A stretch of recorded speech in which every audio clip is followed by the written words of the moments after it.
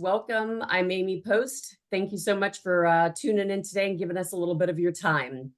Got a special guest on today and have really been kind of looking at things a little bit different. I know each time I get on my podcast, we're talking about all kinds of different important, deep topics. And today is probably one of the most important topics as I kind of go through this journey. Many of you know the history of what I've been through with my daughter, the diagnosis, really leading up to why I wrote the book. And now it's really just been a beautiful, absolutely personal journey in kind of where I'm going next. So kind of leads me up to my next guest, and I'm super excited to have him on the show. So Justin Donald, welcome to the show. Hey, thanks. So glad to be here and get a chance to hang out. It was fun catching up off air. So much what we talked about. I joked with you. I said we should have already started it because this is good content. It is. Hopefully we can kind of touch on that a little bit, but yeah, really good stuff. So just to kind of give you guys a little bit of background, Justin is just an incredible human being. He is a father, a husband, a best-selling author, and just all around incredible financial individual, finance and investment, genius. He's helped my husband and I greatly. How long do we go back? Is it like 18 years or something like that, I think? If it's not, it's really close to that. Mhm. We've been friends basically ever since I moved to St. Louis, because I met Eric pretty early on, maybe within a year of moving to St. Louis. So that would have been back in '05. So I would have met him '05 to '06. Wow, time flies. I just can't even get over it. With Eric, he joined the Front Row Dads, which you introduced him to, and he's been a member now for several years, which has been, I'm not kidding you, it's been life-changing. I actually have a phone call tomorrow with John Vroman, and I've been stalking him, and I think he just gave in. It was like, I'm just going to talk to this person. But it's things like that, that we just appreciate your friendship, and it has just been such a cool opportunity to see where you have come, and to be able to say you're such a close friend, and be able to lean on you and ask for advice and be in that like safe space of being able to, have a friend and kind of a business colleague. It's been super cool relationship.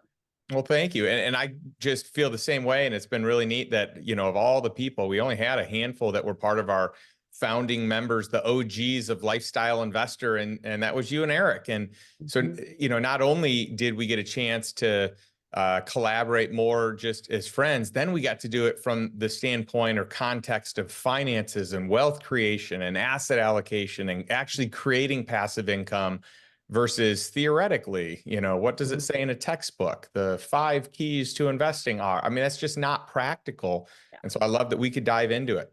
I'll probably be taking several notes as we talk. I have lots of stuff kind of scribbled down. I think there's a million places that we could start, but I'll kind of maybe touch on some of the things that we talked about right before we started recording, because I think it'll give the audience a little bit more, just give them some color around the situation. And, many of you do know what had occurred, with my daughter, and really why I started the podcast and why I wrote the book. Our daughter was diagnosed with malignant liver cancer at age 3. And not only were we whisked into the hospital and into the medical system, we were told that she had a really rare genetic cancer gene that would produce 2 additional cancers, which was absolutely terrifying. But what was, even more terrifying, I think, as well, as my research went on, I found out that this rare genetic cancer gene doesn't make any money. So it's not studied. So that's even more terrifying when you really dig into some of the things that happen to you and what that really means. So for me, and I told Justin before the show, for me, one of the biggest things to figure out was immediately finances. How are we taken care of? What does the insurance cover? Thankfully, we had excellent insurance. I don't think I could have been more thankful for that. It is a necessary evil. I'm not even going to try to sugarcoat that one, but it was absolutely necessary. And I was so thankful that we did have that at the time. I went to the pharmacy downstairs. I ran dummy scripts at the hospital. just to find out what the medications were going to cost. It's going to be about $16,000 out of pocket if you didn't have insurance. And it was going to be about a That's little under crazy. 2,000 a month if you did have the great insurance that we had. Just little things like that. And we started a GoFundMe account and really kind of buttoning up and looking at our finances a little bit better. And we were in the system for so long, several years. I couldn't leave. I couldn't go home. I ended up losing my job, lost everything, hit rock bottom again. So everything around, what I was thinking and my whole thought process each and every day was, how are we not going to lose our house and everything that we've worked so hard for? But we were walking through the valley of death and in such a traumatic situation. I was really hoping I could think rational and be able to figure these types of things out. So for us, working with, friends like yourself in, just creating that passive income, other streams of income, my number one goal was, when this happens again, because I can't offload it. She will develop 2 additional cancers. Now, the clinical trials are very old, but it does tell me exactly when that's going to occur. So I pretty much have a roadmap for the rest of our life that's quite terrifying. But we dug in. It's not terrifying any longer. We're much more prepared, and we just prepare each and every day, because you can't be over prepared for these types of things. So hopefully I kind of captured what we talked about before, but man, finances can make it or break it. And I did tell you, Justin, I then spent the last several months interviewing individuals that have had children diagnosed with, horrible diseases, cancers. Something occurred to where, they'll never be able to live on their own ever again. And finances was the number one thing that the family had challenges with. The husband and wife fought about, didn't know how they were going to hold the family together. And then it kind of brings me back to that 90-10 rule that I learned the next day after being kind of whisked into the system. 90% of the couples get divorced and children die.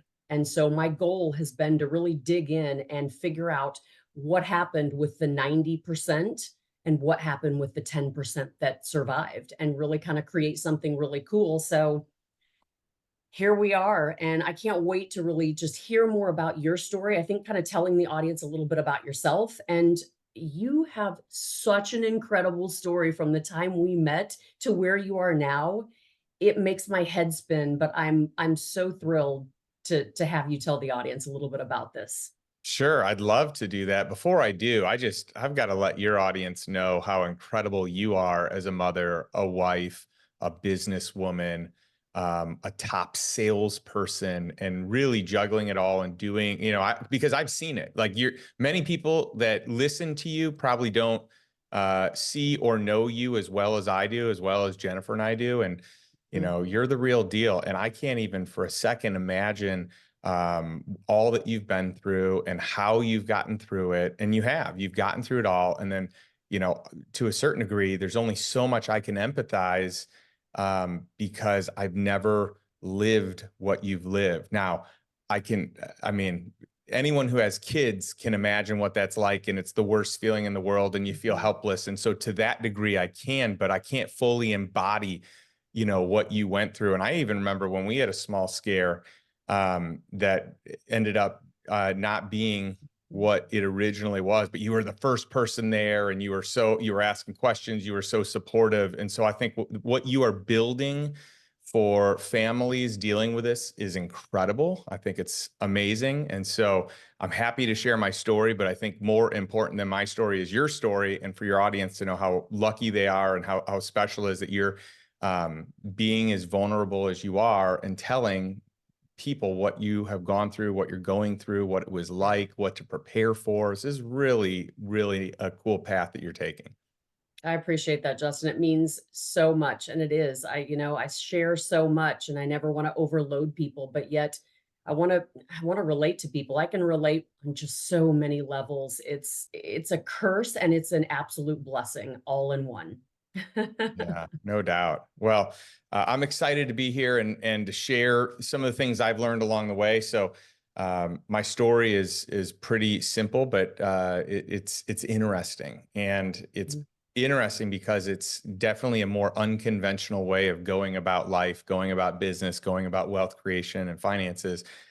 And so, when I got started here on the entrepreneurial side, I got started with a company called Cutco, which we were talking about before. And we've all made some great friends through the Cutco organization. I did that to pay for my way through college, and then moved up the ranks there on the management side of that company, and ended up producing a lot of the content and training for the company. And so I recognized early on that I had some skills, I had some gifts, and they likely could be used beyond just the Cutco realm. And when I started doing some consulting on the side, I saw that it was more valuable than I even realized. And so I figured, well, I'm kind of, I have this company that I started, but at the same degree, it really is reliant upon me. Like I'm the driver of it. So how do I shift this? How do I create an asset that produces income that isn't dependent upon me, my time, my energy, my resources? Because only then am I likely going to be truly financially free. And so I realized that it's either building and scaling a huge business that has the capability of pulling me out, which takes a long time and it's really complicated to do and takes a lot of money and a lot of expertise, or buy assets that do it.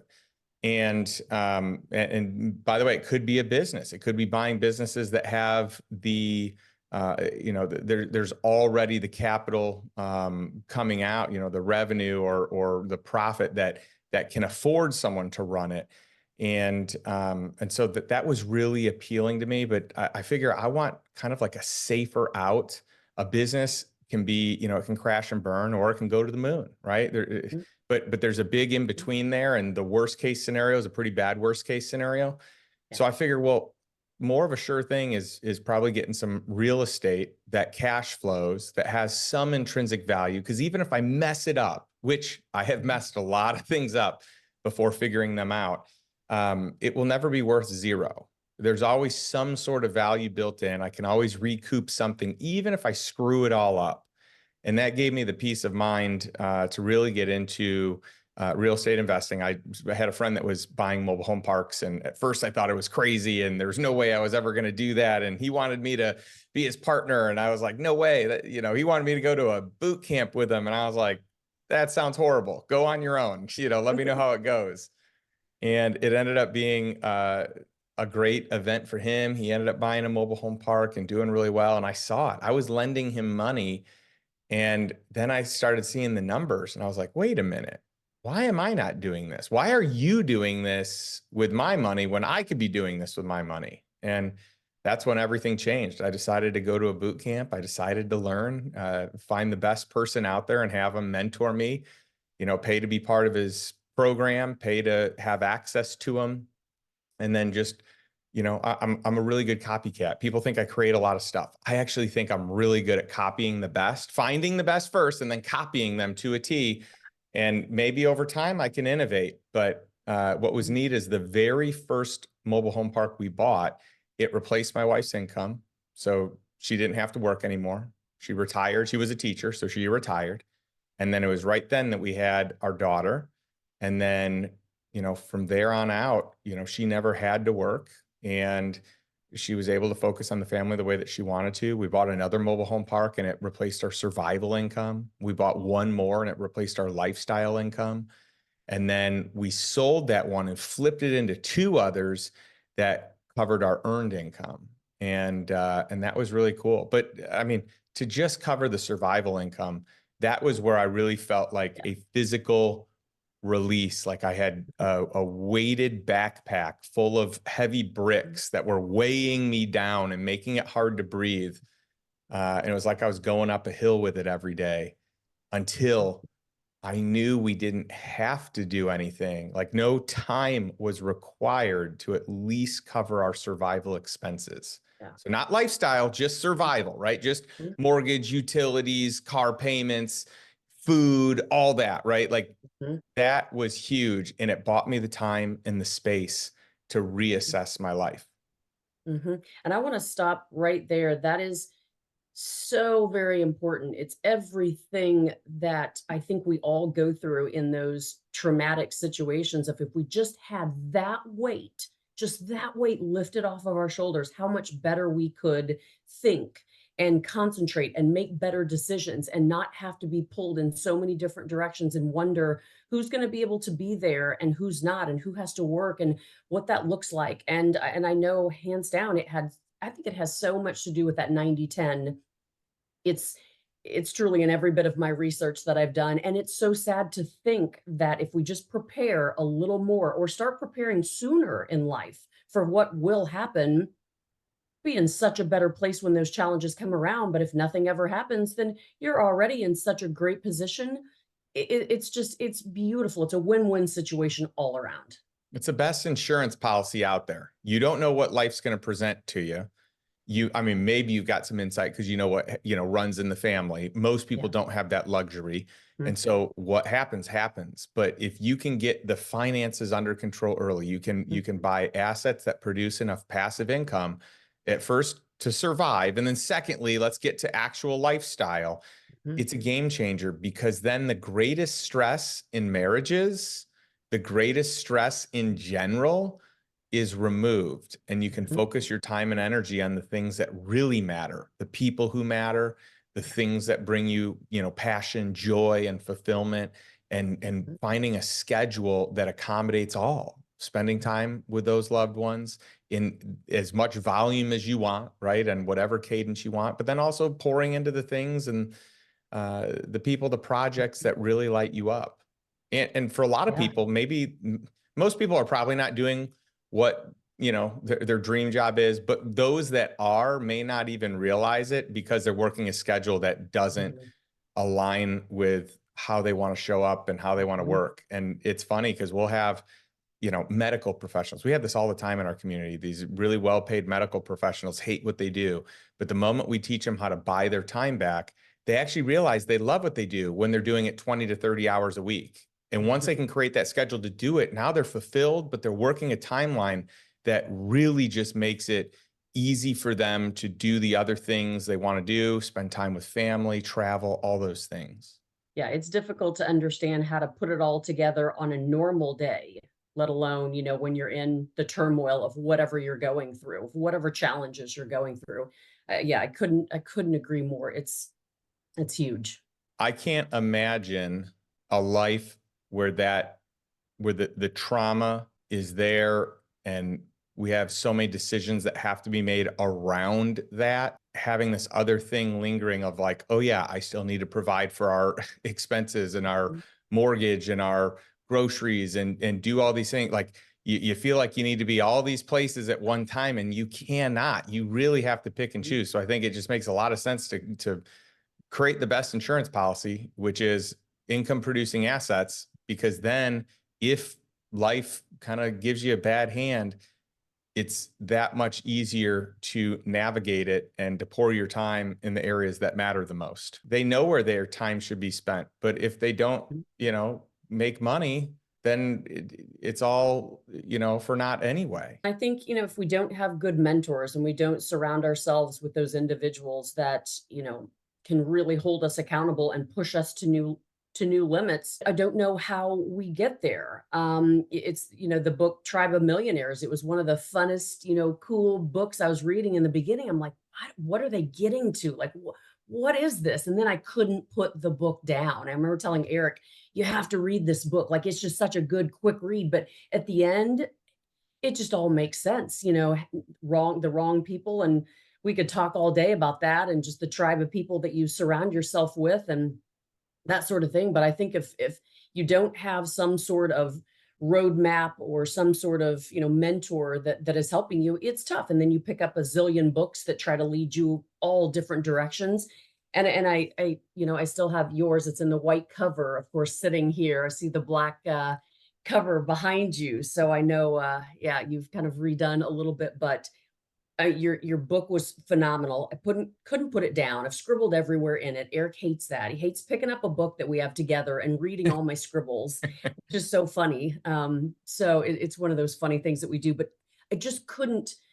I couldn't put it down. It makes sense. It's easy to understand. It's applicable. You can really kind of jump in at any point and I think put a lot of this quickly into play. The goal is that anyone can read it and anyone can take action from it, that it's not it's going to be simplified down, that someone who doesn't understand finances, doesn't understand investing, they can get it, and it can make sense, and it's not much. But at the same time, for people that do have, an acumen and an understanding, it can really, drill into some of the specifics and some of the details. And, part of the reason I wanted to have a glossary in there is so people could just dog ear the book and always go back and always look things up. But the goal is that it applies to everyone. And you could be a novice, you can be really sophisticated. And the goal is that everyone finds some value in it. And I also like to start at the beginning with each person on what their freedom vision is, what's an ideal lifestyle, and then how do we get there? What does that look like? What does it cost? What do the monthly financials need to look like? Yeah, and I don't know about you. I mean, you can answer this, but with writing my book, it was probably one of the most healing, just therapeutic things that I've ever done. And I Oh, know yeah.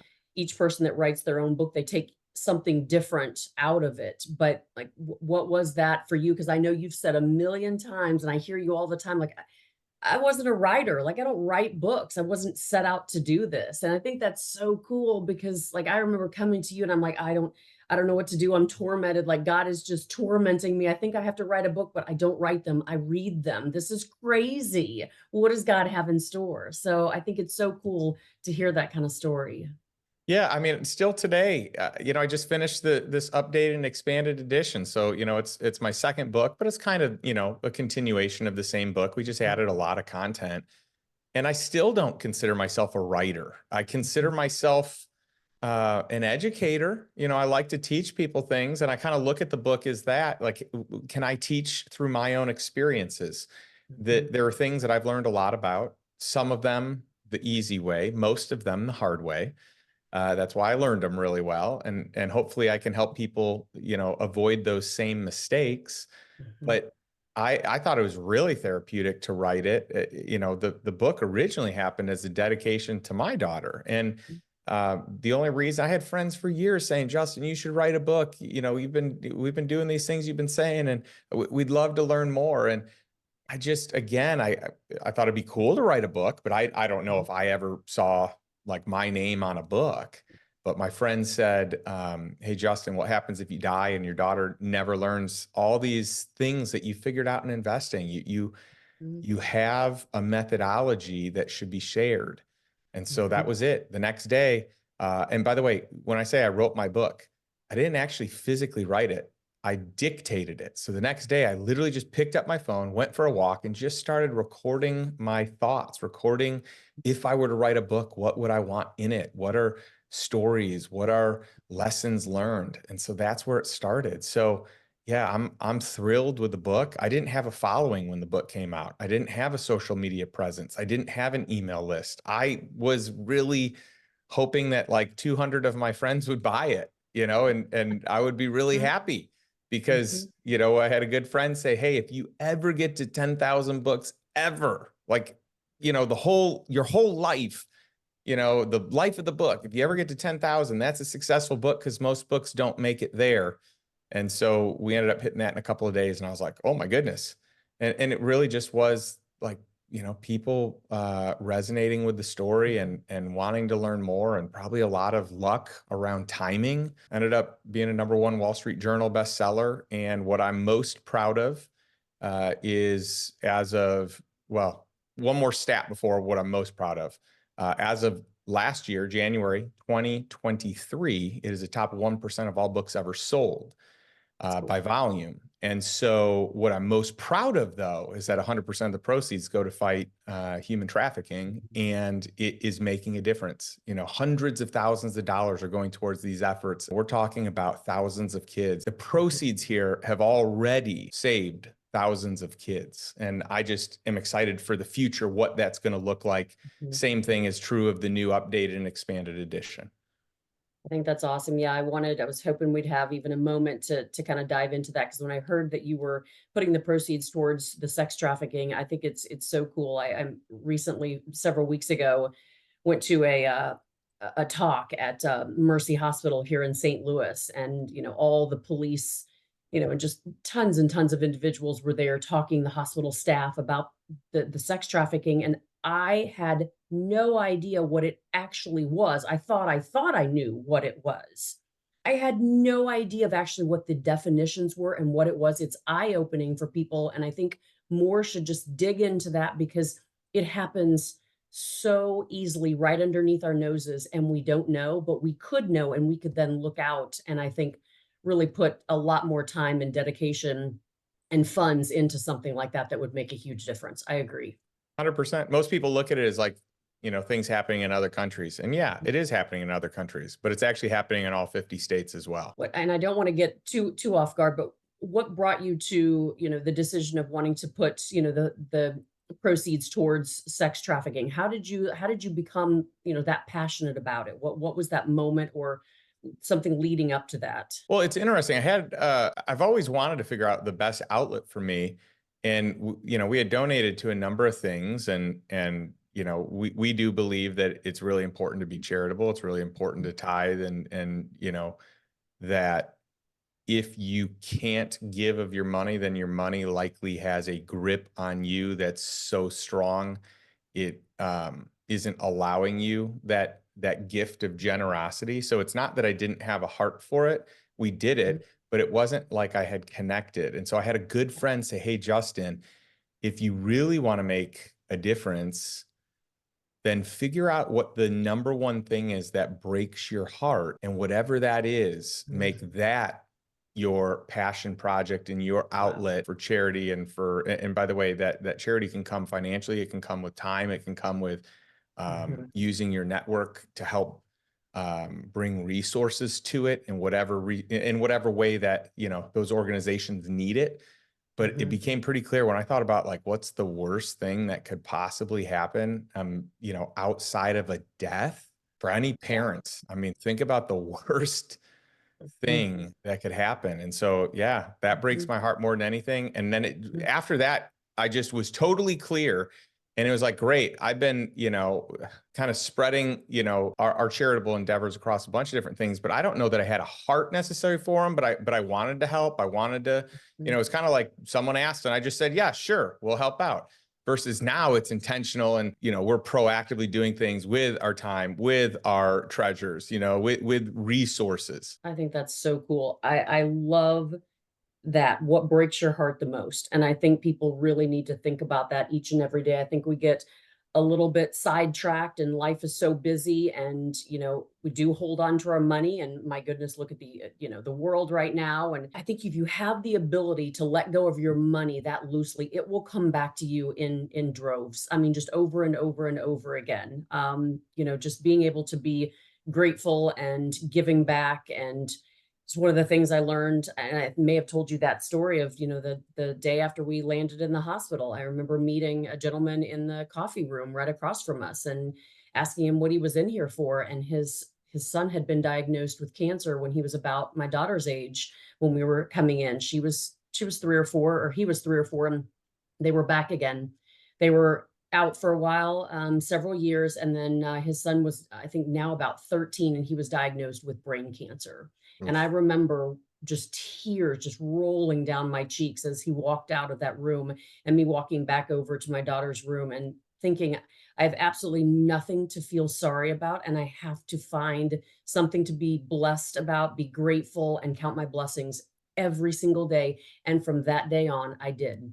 And I think that did keep me a little more, connected with my faith. I think it's powerful. It truly is. Well, there's that old adage that everyone puts all their problems in the middle. And when you actually have the perspective to see all of them, you just gladly go pick yours up and leave.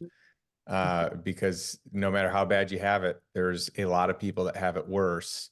You may just not realize it because it's easy to be so focused on, the tragedies of your life, like what's most real and what's top of mind for you. Mhm.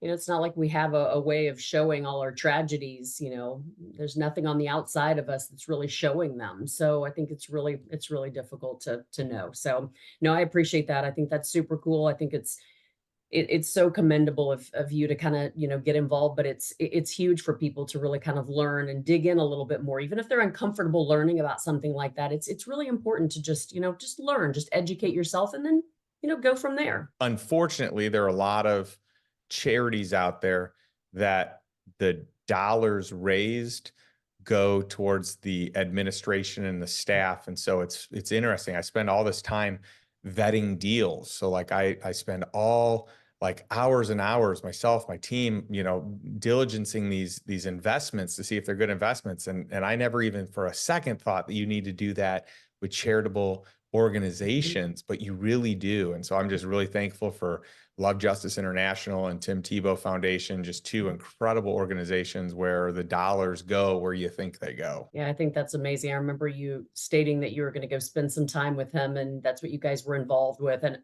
man, I was just like, I have more respect every time I turn around. It's just so cool. I mean, you guys just have such huge hearts and I think it's amazing, but you're giving with your money and your time and that's huge. So let's take a step back. I mean, one thing that maybe we can touch on just slightly, and I try to mention it to people, but sometimes it's a little tough, in different conversations of talking about things. But one of the first things that you had mentioned to us, Justin, was whole life insurance. Like years and years ago, I think we started investing in that maybe 15 years ago, and much, much further back than that. And I know that that's, a very good, probably one of the best things that we ever did for ourselves. I mean, is that something that you still, I mean, I know you're passionate about it and probably talk about it all the time, but just kind of, briefly talk about that a little bit.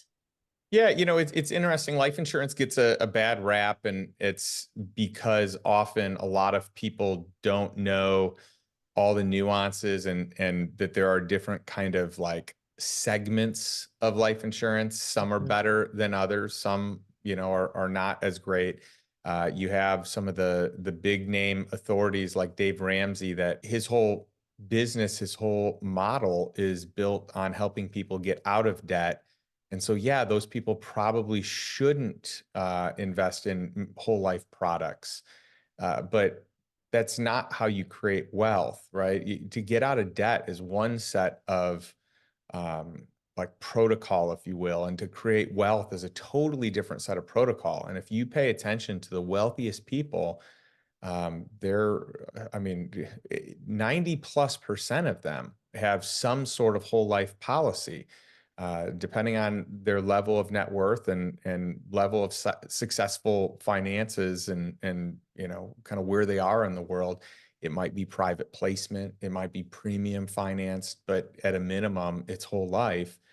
And if you think about the wealthiest families in the world, like the ones that span the longest time, that have generational wealth, like the Rockefellers and there's really only a handful others, they did it utilizing whole life as a family bank where they borrow back and forth from that, whether it be for education, for college, whether it be for starting a business, whether it be for car loans, whatever it is, but that everyone knows that they pay it back and they pay it back with interest and it compounds tax free. It can be used by all family members. It can pass down through generations. And so they've built this. Most families don't even go 3 generations. The ones that are really wealthy, they'll lose all their wealth. The wealthiest families in the world, in 3 generations, all the wealth will be gone.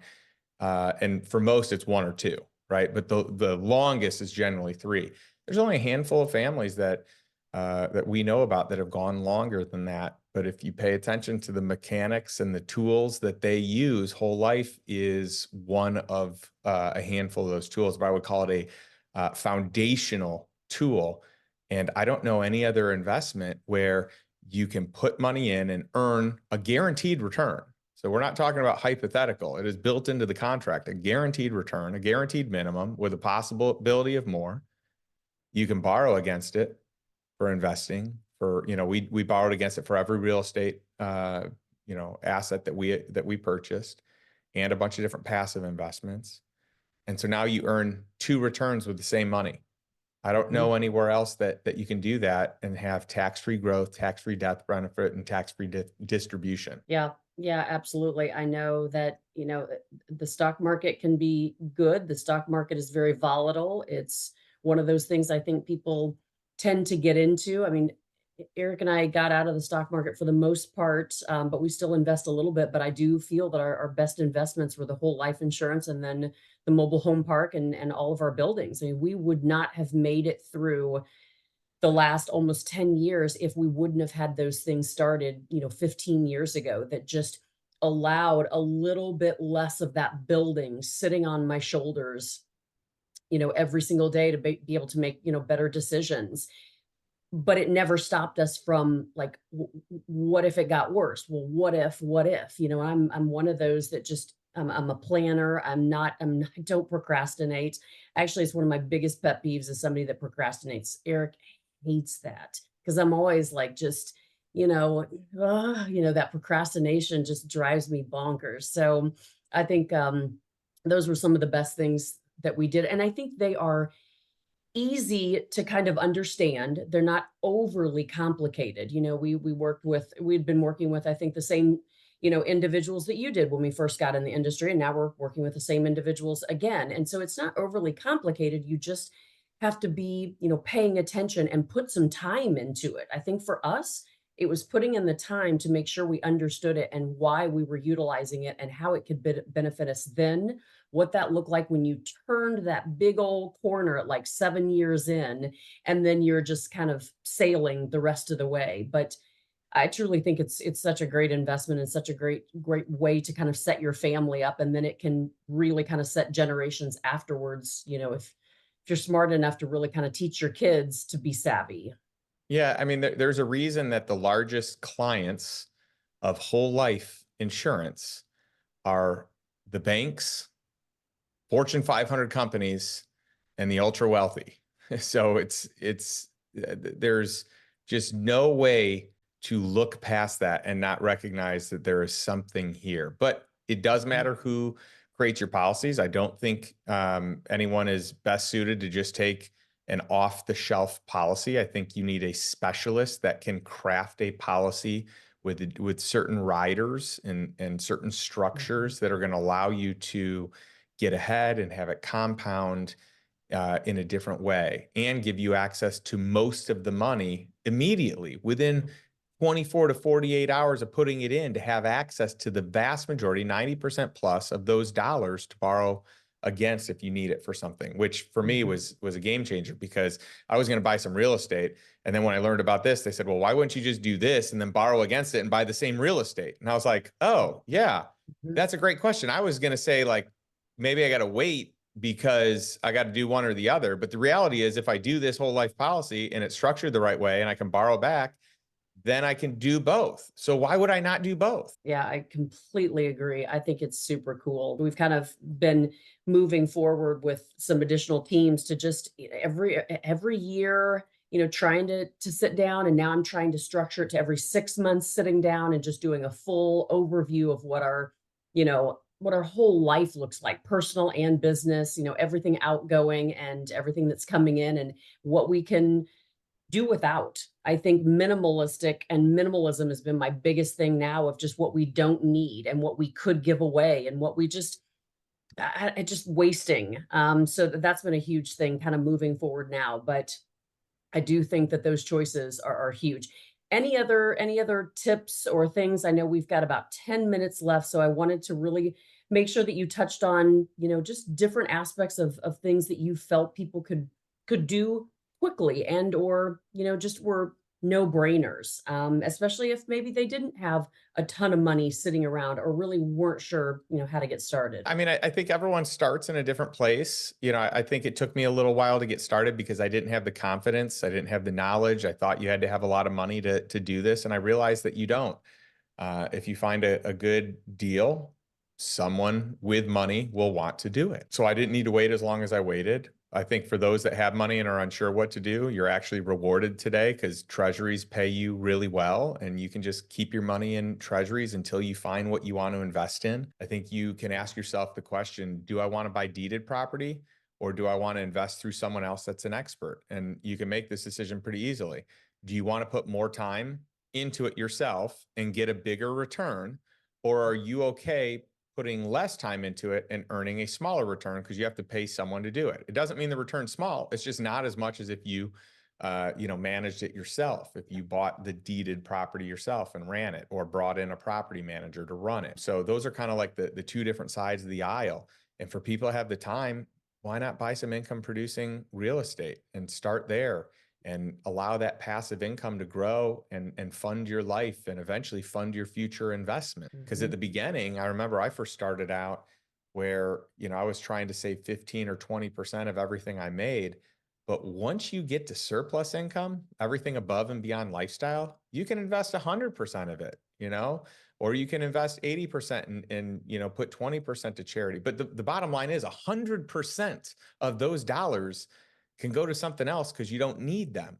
And I think that's a powerful place to be. Or you can be, on the other side and say, hey, it's okay having other people getting into real estate or businesses, and I'll invest in private credit even, which, is becoming more and more attractive depending on the right deal. You've got to have people that know what they're doing. They've been in the business 10, 20, ideally through a recession before.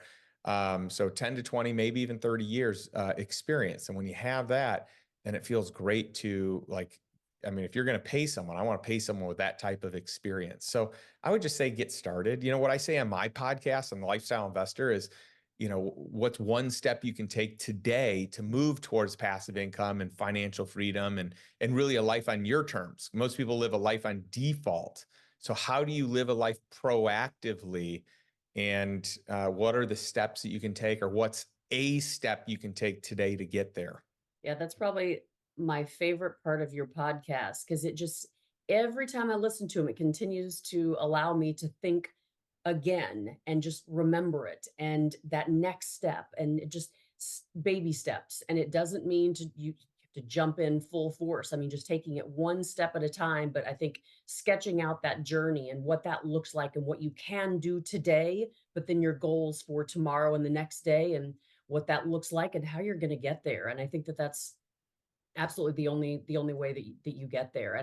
And I love your podcasts. And I think I've told you, I think I've listened to just about every single one of them. And now I started all the way at the bottom again, and I'm going back through them all just to see what I didn't capture or how I hear it differently this time, which has really been cool. That's been something that's been fun conversation, like with Eric and I, and just like, I didn't catch that this time, but just amazing individuals on your podcast. And their stories are so cool and they're so different. And I think that they resonate with anybody and everybody out there. They're going to find somebody or many of them that they resonate with, along with yourself. It's just super cool. Well, thank you. It means a lot. And man, to have an avid fan that is listening to everything, that's just very humbling. So thank you. And I'm excited for what that also means for how many you've listened to for your own podcast, which I think is going to, pay dividends. Yeah, yep, absolutely. I think the coolest, best thing is when I can go back through and I can read them, and I feel like I know the person that the podcast is with, and I feel like I already have a relationship with them. So it's just really cool. And I think, anybody would benefit from, listening to your podcast, grabbing your book, really kind of just taking some time to dive into it, think about things that they can do today, but listening to other individuals talk. And I mean, you've got some crazy stories on there of people coming from absolutely nothing, and That's right. their heart-wrenching stories of living in a car That's and being right. homeless, and crazy stories to like these mogul real estate gurus. And I listen to them and I'll be on a run. I don't listen to music, Justin. I listen to your podcast while I run. Oh, that's awesome. Super flattering. And man, what an inspirational run you must have too. Cause some of these people, like, I'm just blown away as well. I mean, I love doing the podcast because I'm that, and they inspire me. I bet they do. I mean, I can't imagine how fun it is. I know it's just, I'm sure it's amazing to speak with those individuals. So, well, we've got about 4 minutes left. I don't know if you want to tell people any like big challenges that you've ever hit, or a do and a don't that you ever talk about? I don't know what that looks like for you. Well, we could do a whole podcast episode on mistakes I've made. Therefore, I've gained some knowledge, and Yeah. hopefully, you can just completely, copy all the things, or all the things that I'm saying. Hey, don't do this because I already made the mistakes. Do this. I think the first home that I ever bought, man, I did not do a good job buying it. Then I rented it out. I had negative cash flow. It was a condo. There were association fees. There was parking. There was a roof leak. I was on the top floor. Somehow my insurance didn't cover it. I probably needed to get even more aggressive there with that insurance company. I mean, it was like everything that could go wrong did. I got a credit line against it. So I borrowed against it to fix it up, B, to start a business. And then, push comes to shove, where, by the way, I bought it like right before the housing crisis. Mhm. So, the value plummeted, but I couldn't sell it to get my money back. So anyway, long story short, I sell it years later, and I had to come to the table with like $150,000. So I sold my home and had to come to the table with cash. It was brutal. So that was my first experience with real estate. I love it. I mean, that's humbling, but it's good to know. I mean, I think that one of the great things about you is you're just so human. You're just so real. You're just so raw. I mean, what it is what it is. I love that. So, I don't want to take up too much of your time. We're running down. I'm going to have your information, on our social media and on our newsletters, but where can people find you, find your podcasts, your book, and just really kind of dive in, grab your book, and just, start getting a little better in investments? Yeah, sure. The best place to find me is lifestyleinvestor.com.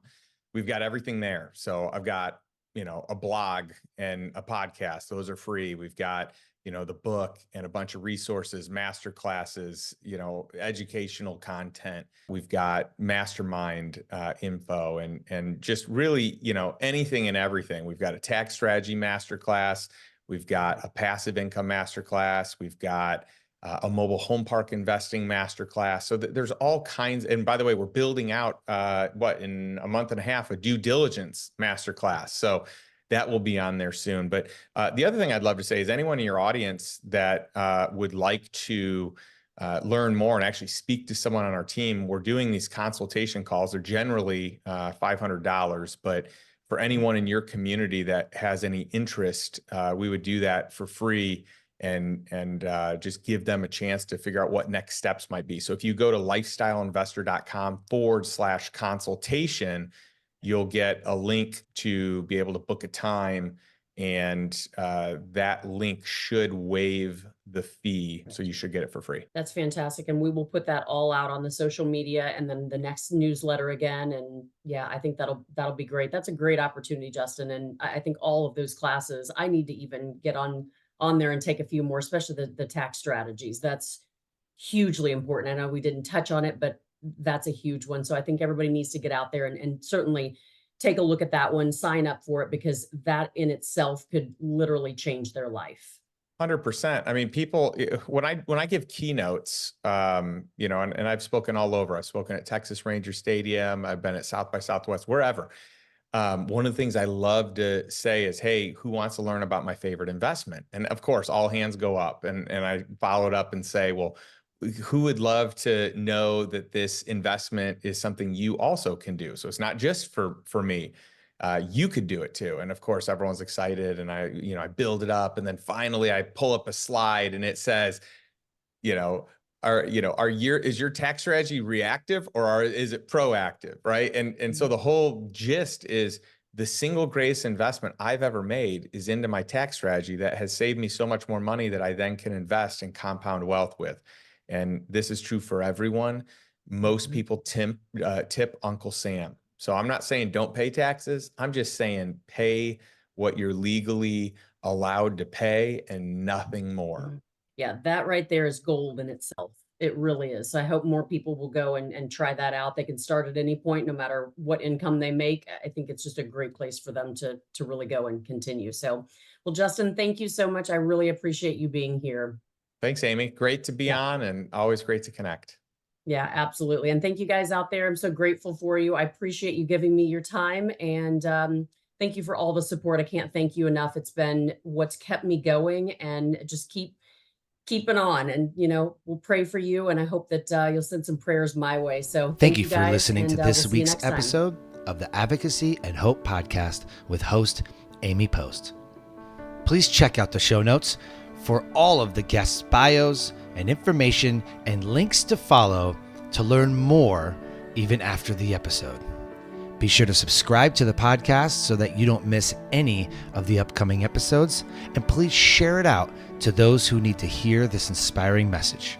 You can subscribe, rate, and review all of this on your favorite podcast platform, and we sincerely thank you for spending some time with us today.